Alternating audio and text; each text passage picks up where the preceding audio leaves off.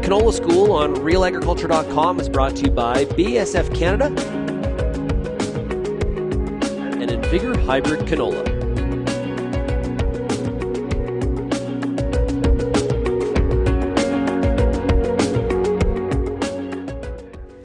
I'm Amber Bell, and this is Real Agriculture. For today's episode of Canola School, I'm getting the chance to catch up with Leigh-Ann Harder of BASF, your technical services specialist, and we're going to be talking about different varieties, which is kind of your specialty. It is. You have a background of breeding. I do, yeah.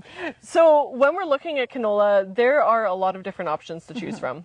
Now, walk me through some of those options, like especially when you go into the specialty traits. What are we looking at? Yeah, for sure. So I think that, when a grower is choosing to grow canola, their goal is, a good yield baseline. There's so many things that go into allowing that hybrid to recognize its yield potential. So it's things like disease package, whether or not it's, carrying rated R for blackleg, whether or not you're in regions where clubroot is the problem, especially first and second gen, as well as, even things like maturity, things like pod shatter, pod drop, all those things that essentially allow you to make a decision for your operation that allows you to recognize the most yield potential and fit to your environment and to your area and concerns that you have on your farm. What would be some of those baseline? I mean, you mentioned quite a few diseases there. What would be some of those baselines to start even going into that conversation? I mean, would you be looking at past history of the field? How would you decide that? Yeah, so I think history of your field. I also think kind of what growing region you're in, what maturities fit and work for you. I think at this point, many growers who've grown canola, they've grown it for a long time. They really know, what maturities work for their range, what diseases they have present in their fields. So really, I think that when it comes to making a hybrid, I think the first decision is going to be how does it fit onto my land. So things like if you're using irrigation and all of those, they make a decision on, what your standability rating should be and where your maturity is at. So I think when you're ultimately looking at it baseline, your region and your zone is probably going to play a small role, if not one of the biggest. If you're in northern areas, you might be more hesitant to reach for a really late hybrid, when your frost is not uncommon that first week of September and you're seeding later in the year, in May. So I think those kinds of decisions will all play a role in it. And how big would you say is that variability in the different seeds? So let's say we're talking about harvest time. Yeah.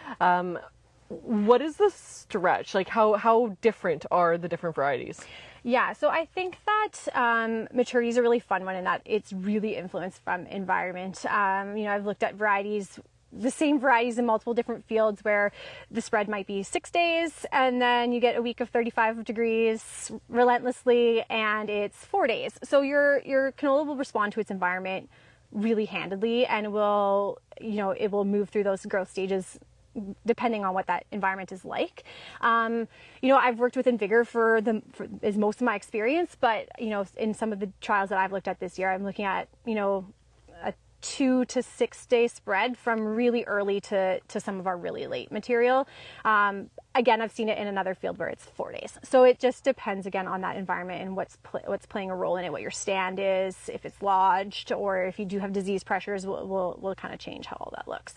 When talking about disease selection and disease resistant traits, how much disease is too much to the point where you might want to be selecting for that disease?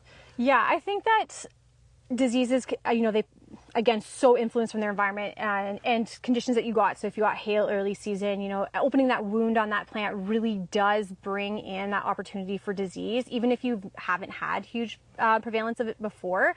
This is like where rotation comes into it too. If you're growing the same crop or crops that have the same host every single year, it can kind of increase that incidence of it. When you're choosing to grow, a hybrid, if you do have, blackleg might be your concern and all hybrids are resistant to blackleg in some form, but maybe it's time to switch it up. If you've grown one hybrid exclusively for the last 5 years and you're on a 2-year, even a 3-year rotation, it's probably wise to consider bringing in something different. A lot of the breeding teams across all the different organizations are truthfully breeding so that their newer materials coming out with different packages and stuff like that. So we've seen it, over the entirety of canola's lifespan of growing one hybrid exclusively over multiple years. This just causes a natural breakdown of that resistance. So switching up your hybrids, switching up your maturities and all those things will just allow you to not build that pressure from year over year. So to be clear there, we talk about rotating crops quite often, right? So you'd actually recommend, on top of rotating crops, also rotating the varieties? Yeah, for sure. Our recommendation is always to grow multiple different varieties in one, or multiple different hybrids in one year, and not to exclusively grow one. We understand that that happens, and for sure you have a fan favorite. We all do.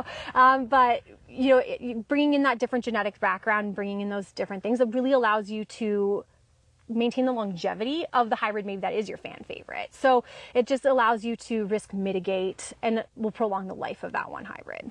What would the planning process look like for a grower looking at choosing a variety? Yeah.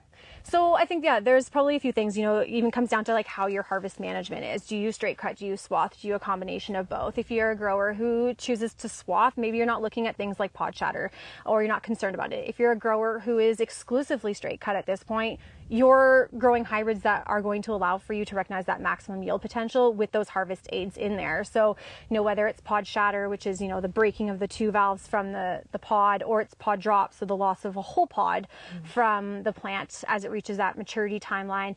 I think that those will all go into choosing what you are going to grow, especially when it comes to like that harvest protection side of things. So as someone with a breeding background, are there any traits, any varieties, anything that you're really excited about coming down the pipeline? Anything that you're allowed to talk about? Yeah, that's a great question. So I think that a lot of the breeders across Western Canada really recognize that, you know, there's challenges when it comes to growing canola. We know we face different headwinds every year. New things pop up like verticillium, really trying to recognize that yield potential in varying different, you know, weather environments that we've been getting over the last several years, and things are changing. So I think that what's really exciting is that, you know, we want to be there for the problems of today. We were there for the problems of yesterday, but more importantly, we want to be there for anything that arises in the future. So I think that, you know, from my side, just being really excited about, you know, working with the traits we already have, expanding them, perfecting them, making them, you know, and continuing to work with them, as well as bringing in new things that really allow growers to recognize their yield potential and make growing canola fun for them. That's terrific. Well, I want to thank you so much for your time, Leigh-Ann. Yeah, I want to thank you very much too. It's been really fun. That was Leigh-Ann Harder on Real Agriculture.